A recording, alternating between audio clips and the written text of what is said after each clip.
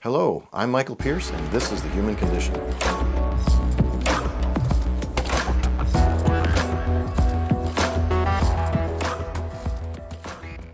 Today we're talking about Hashimoto's natural and alternative treatments that are supportive, adjunctive, and palliative care.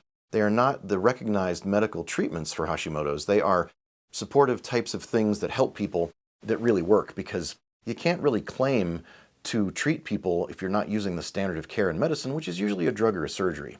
So what we'll be talking about today is what to do about it, but we're hearkening back to a previous video where we talked about Hashimoto's etiology, or the causation or the formation of the disease and the illness, where it comes from, how it develops, and why people get it. Some people get it and some people don't get it, and what you can do if you understand the root causes and the mechanisms underneath it. So all autoimmune diseases are similar to Hashimoto's thyroiditis, and we like to talk about this one because it's the most common, and if you can figure it out, you can figure out most of the other autoimmune diseases. So the mistaken identity problem is one where the immune system tries to identify an infectious organism that could infect us, could get inside our bodies, could multiply, and ultimately kill us. So our immune system wants to find that and fight it. Unfortunately, the immune system can mistake environmental toxins, it can mistake vaccine injections, it can mistake food items that we eat, it can mistake pollens that we breathe in, it can mistake things on our skin, it can mistake any material, even in our own body. The autoimmune idea is it can mistake our own body's tissues and think that a particular tissue that looks a little bit different than another tissue is an infectious organism. And that's really the root of how you name all these different diagnoses of autoimmune diseases, whether it's an arthritic disease or a brain disease or a reproductive disease. It's just simply a different tissue being attacked by the immune cells. So if the immune cells attack the ovary tissues or the testes, or if they attack part of the basal ganglia of the brain, you get a different problem. One is fertility, the other is a movement disorder or a thought disorder. So it's really all the same process. And yes, it's different cells sometimes, and yes, it's different chemicals, and yes, it's different markers, but it's the same system. It's the immune system trying to defend us. So essentially, the immune system has to mistakenly identify a material, and it also has to be stressed out. It has to be mistaken and it has to be stressed out. So let's review the general stressors that cause all disease, not just autoimmune disease. And those are things like SNPs. If you inherit certain single nucleotide polymorphisms, which are mutations from your one parent or the other, you can have a tendency toward one or the other types of pathway problems. If you've got a certain combination of SNPs, you'll have a problem over here or over there in the map of biochemistry and in the map of anatomy. That's why one person, given the same stressor, will get a different disease than another person. That's one reason. Another one is environmental toxins, which you're exposed to in the environment. Another is food lectins. There are mold and infections that you can get exposed to. There's the PANDAS syndrome that people get, children, especially young females, that will get that from a strep infection in the brain. Insulin resistance will drive all of this from a high-carb diet. The lymphatic backup, if a person has die-off from successfully killing an invasion. If you successfully beat a yeast infection, for example, then you'll have die-off. And if you can't clear the dead bodies of all those yeast in your intestines and in your lymph nodes, you'll get backed up lymph and your immune system will become overwhelmed. And sometimes it can really anger and irritate and inflame the immune system for a long time. So clearing out the lymphatic system is an important process, and assessing if the lymph system is backed up is another part of that process. Further deficits, things like mineral deficits, not enough minerals, not enough of all the trace minerals, of which there are dozens, not enough of the right fats and the saturated fats, having too much stress is a factor. So these are things that really can bother a person. The name of this problem of mistaken identity in science is called molecular mimicry. So clearly we've got to assess and treat all those different things for any disease. And if you listen to me at all, you know that I kind of say the same thing about every disease all the time. And that's basically do the same stuff. Get rid of the bad stuff, clean that out of your life, and add in the good stuff. And that's the hardest job for humans is, the philosophy of chiropractic has always been, the body just needs no interference and it can heal itself in most cases. Now that's not true for everything. There are times that something could overwhelm us. And, I, like everyone, might need an antibiotic or a drug once in a while or a life-saving surgery. And God, I'm happy that that's there. But most of the time, for most of the chronic illnesses that we see, not the acute ones, we really do a better job with lifestyle management. So let's move on and take a look at the differences between the different types of immune system. I like to think of the immune system as two kinds of military. your immune system, your body has the command like a general or an admiral or the president of the United States, for example, or president of any country. They have the power to call on an army and a navy. So if you've got an infantry, which is the army, these are the soldiers that attack on land, and you've got the soldiers that attack at sea. And it's fundamentally a different type of war. It's a different type of battle. And I hate to use the battle analogy, but it really does fit because we're fighting for our lives. At least the immune system thinks you're fighting for its life because you're trying to fight an infection that it thinks could kill you and that it thinks is much deeper in you than it really is. So it thinks that something has invaded or bored deep into your body, deep into your brain, deep into your organs, and it suddenly finds it and says, holy cow, this material shouldn't be here. It bypassed my mucous membranes, it bypassed my bloodstream, it bypassed my lining of my sinuses and my lungs, and somehow it got into my deep body. So that means I must have been impaled, I must have been stabbed or shot or something, I must have been horribly wounded, and so now I have to crank up the immune system to survive. So when the immune system mistakenly identifies some deep structure as the invader, and it mistakenly identifies these marker molecules that are either proteins or sugars or combinations of the two, they decide that they're going to attack. So the two systems that attack are the T helper 1 and the T helper 2 systems. The T helper 1 are T helper cells. These are white cells. These are immune cells they're called cell-mediated immunity. These are T cells. The T cells are derived from cells that mature in the thymus gland, right in your behind your sternum. And the thymus gland atrophies in Western people. In people that are aborigines or other natural living people that have very healthy lifestyles, the thymus gland doesn't degrade and it stays large and strong behind your sternum throughout your life. But Westerners that eat processed foods and don't take care of themselves and have toxins and stress and deficits end up having a very atrophied thymus by the time they reach middle age. So the thymus, these T helper cells are the T cells, and then the B cells are the T helper 2 cells. The T helper 2 cells are B cells, and B cells are also white cells that they're lymphocytes. That means that they make antibodies. They make all the different kinds of antibodies. You may have heard of them as IgE and IgM and IgE and IgA and IgD and a bunch of others that are a little bit more rare. But these are antibodies, and antibodies are little proteins that attack and stick to like handcuffs. They bind to like flypaper to a invading organism, some kind of bacteria, a virus, a worm, a spirochete, whatever it is, it binds to it, a mold, a yeast, sticks to it and tries to immobilize it so that it can signal to bring over other lymphocytes like macrophages and monocytes will come over and they will digest, eat, absorb, and destroy those invading organisms, and even cancer cells.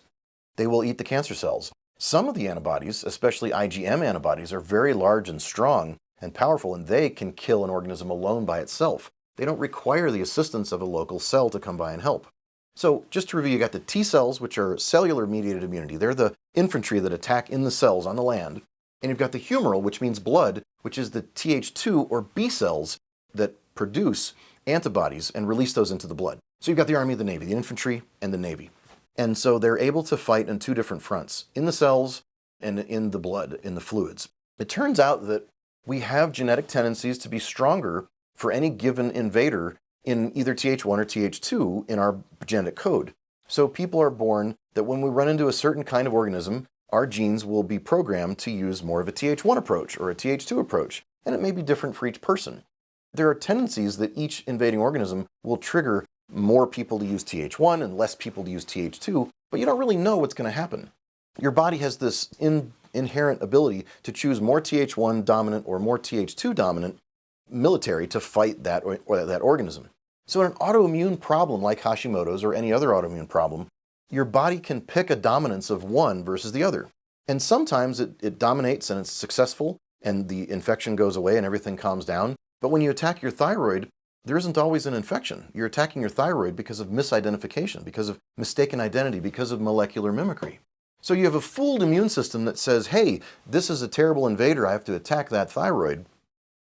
And if your Th1 system continues to grow in strength and the Th2 system drops, now we have this artificial dominance. This Th1 system gets very, very out of balance and it becomes super dominant and it needs to be held in check. On the other hand, with other individuals, they have a Th2 dominance. Their T helper 2 cells, their B cells become dominant. They make a lot more antibodies and less of the other cells. And so they can be more dominant in Th2. So for our purposes, we need to know that there can be a dominance of one or the other. So it's very important when a person has an autoimmune disease to try to find any foods in their lives that are known to be triggers of the Th1 pathway or the Th2 pathway. And luckily these days we can look that up and find out lists online and figure out every year we learn more and more which foods, which topical things like powders and lotions, which herbs and toothbrush material, ingredients that are in toothpaste, any product that goes on or in our bodies, some of them have a tendency to trigger a Th1 response or a Th2 response. And so we can look that up and try to reduce those foods that have a very strong tendency to fire off the Th1 or Th2 system. That might sound a little strange to you if you're used to using herbal medicine, because herbal medicines are, one of the ways they work is that each of these herbs tend to fire off a Th1 or a Th2 pathway. So you might have this go-to idea that you're going to increase your immune strength and take a herb to stimulate Th1 or Th2 pathways. And that doesn't work so well in autoimmune diseases because what we're trying to do is calm down the immune system. I should take a sidebar here for a moment and describe a story that has happened in the past that you need to know about, which is that people used to manipulate Th1 and Th2, and still do, by giving an infection to counter another infection. Part of what used to happen in the past is that doctors and patients would use some other type of infection to beat an infection that they had. It's almost like fighting fire with fire. So Th1 and Th2 is in the literature in the past as a story of people that might take a worm. They might take an intestinal worm that's normally a parasite, and they might intentionally infect themselves with that worm because it will trip them, the fulcrum over from Th1 to Th2 dominance, and it will switch their dominance so that they can successfully fight another infection that they have in their body somewhere. This has also been done in cancers. There are patients and doctors who have tried to fight cancer by saying, I've got a cancer, my body has a Th2 dominant, for example, approach, and I want to switch it to Th1. So I'm going to give myself a parasite of some kind that's relatively benign, and I'm going to make myself with this secondary infection flip over to a Th1 dominance, and sometimes, lo and behold, they're lucky enough to kill that cancer with the Th1 dominance where they didn't have a Th2 dominance. Well, here's the problem and why that didn't work so well all the time. If you've got an immune problem where you have mistaken identity, you already have an imbalance between Th1 and Th2. So you can't rely on the system that regulates how strong Th1 versus Th2 goes on each side. And the system that does that is called the T regulatory cell. So the T regulatory cell is the real key. And if the T regulatory cell is weak, it won't balance the Th1 and Th2 pathways, and it won't be able to bring them into check. So when you try to switch dominance, there won't be a very good fulcrum with which to lever that process. So the people that take, we can look back in history and we can say that the people that take some kind of parasite to flip them from Th1 to Th2 or Th2 to Th1, they inherently had a good T regulatory cell system in the first place that was good enough to be able to let them be successful at flipping that dominance and fighting and killing that cancer or that other infection that they had that was the primary infection. So that's the process here. So there is another problem with this too, which is that right now today, if you watch the news, you know that with all of the infections that are going on and the viral challenges that are happening to us, everybody's measuring antibodies. They're talking about antibodies and saying, oh, do we have active antibodies? Well, that's the Th2 system. The Th1 system is the actual way that we tend to fight viruses. Not always, but it's the way we tend to fight viruses, which is those cells are called T killer or natural killer cells. And they're white cells that are like the Navy SEALs. Well, they're like special forces. They're really, really powerful special forces. They can kill and destroy all kinds of infectious organisms. And it's not very easy to measure those cells. We could measure the natural killer cell count, which is used in HIV, it's used in other types of illnesses, but the count or the number of them doesn't matter as much as their activity. So that's a very difficult thing to measure, and it's a lot of complication in doing studies. And that's also the first line of defense that we have, along with interferon and other types of natural molecules that are made in our bodies, natural peroxides, natural nonspecific immunity. Those are things that our body uses to kill infections when they come in. So we don't always want to just rely on one kind of immunity. We want to find a way to reduce all the toxins that I talked about, to increase the good things that we need in our bodies, and we need to figure out how to support the T regulatory cells. To support the T regulatory cells, those cells are highly dependent on fat-soluble vitamins. The T regulatory cells rely on very healthy quality vitamin A, D, E, and K, especially K2. It also needs to have saturated fats. It needs to have omega-3 fats, preferred over omega-6 fats. This is very important, and that's part of the way that we need to support our Treg cells. If we have a diet high in carbohydrates and insulin resistance, that's going to tap out our supplies of those vitamins. And we're also going to have trouble if we have a lot of stress. And if we have even a very high plant diet that's a balanced diet, high plant diet might give us lectins and other anti-nutrients that would help us, that would unfortunately hurt us by depleting our vitamin A, D, E, and K2 and our omega-3s and our saturated fats.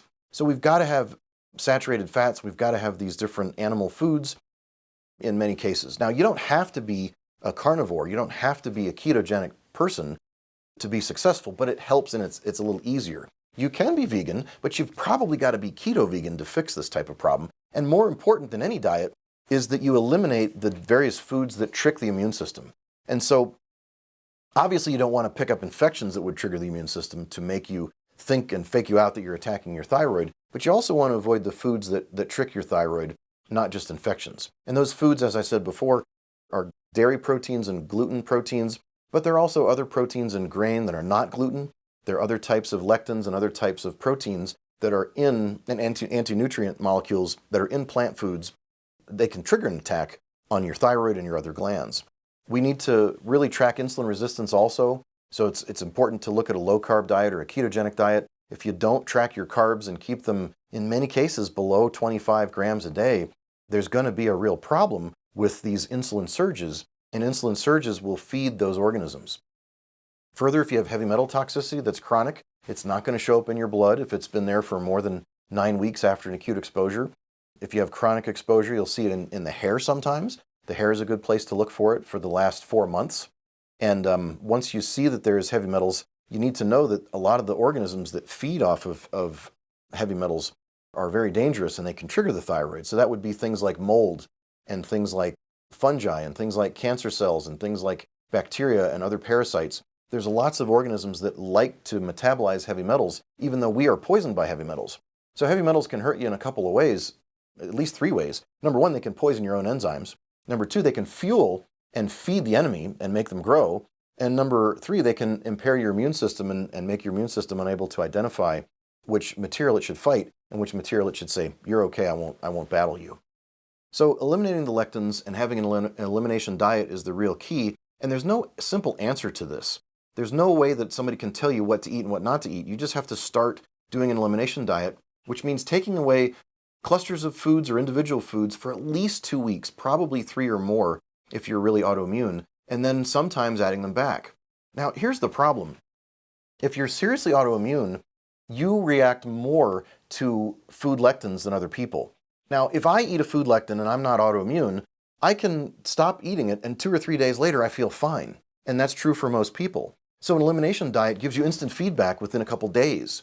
And you can even take binders. You can take foods that bind those lectins. You can take things like bladderwrack kelp, and you can take things like glucosamine sulfate and chondroitin sulfate. You can take N-acetylglucosamine and N-acetylgalactosamine. These are different supplements that people use, depending on their blood type, to bind different lectins and get them out of their bodies.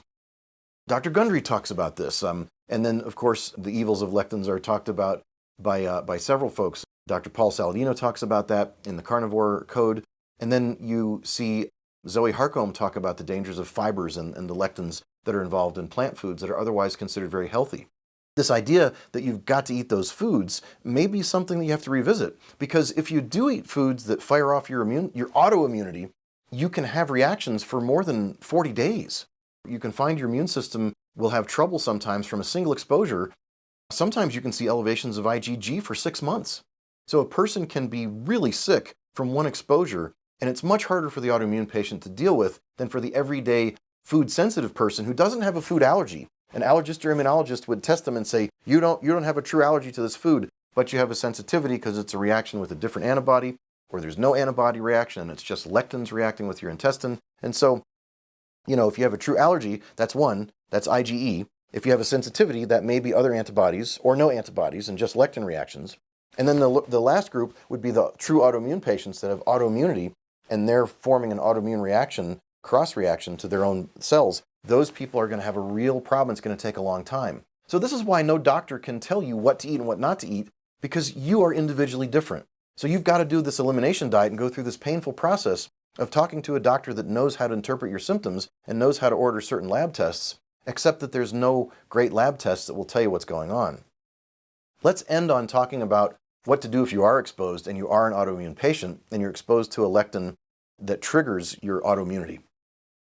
You can't always rely on antibody tests.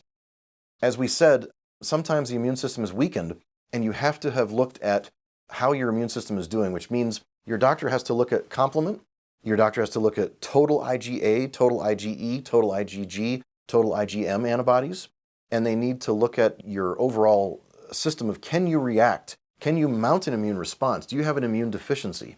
And so that's really important to do. And in future days, we're going to have better tests for T cells and T cell activation, and that's very important for us. So that's the difficult but manageable natural support for Hashimoto's and all autoimmune diseases.